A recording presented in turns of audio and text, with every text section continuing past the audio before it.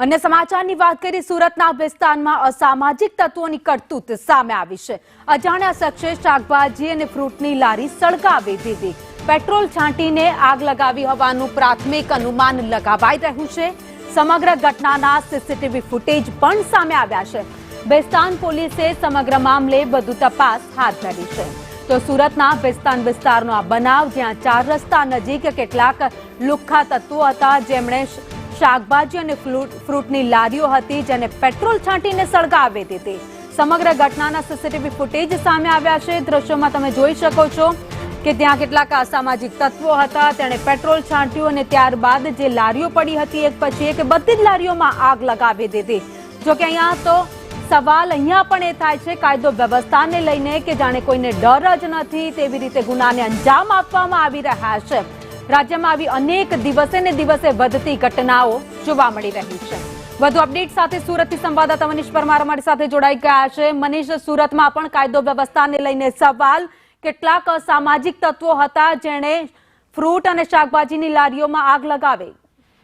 જી બિલકુલ, વાત કરીએ તો સુરતના બેસ્તાન વિસ્તારની આ ઘટના છે જ્યાં ગાડી ગતરોજ રાતને આ બનાવ છે જ્યાં ગાડી જે લારી અને ફ્રૂટની જે કેટલી દુકાનો છે ત્યાં ગાડી પેટ્રોલ છાંટીને આ આગ લગાવી દેવામાં આવી છે।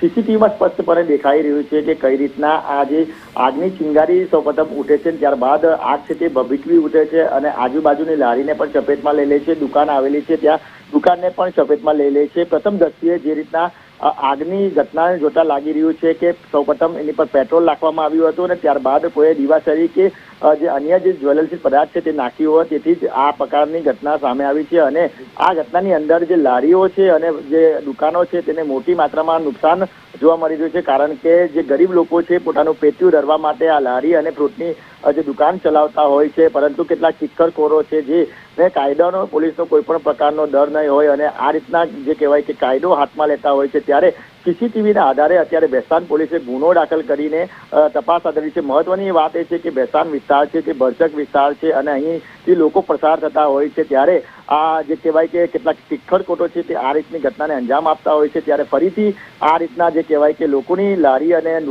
દુકાનને આગ લગાવી દેતા જે આજુબાજુના લોકો છે સાથે જેની દુકાનને આગ લગાવવામાં આવી છે તેમાં ભારે રોષ ભભૂકો ઉઠ્યો છે અને એક જ માંગ કરી રહ્યા છે કે આવા તત્વોને તાત્કાલિક અસરથી પકડવામાં આવે અને તેમને કાયદાનો પાઠ ભણાવવામાં આવે જેથી કરીને કોઈ ગરીબના જે લારી અને દુકાન પર આ રીતની બીજી વાર જે કહેવાય કે કરવાની કોશિશ ના કરે। જી માહિતી માટે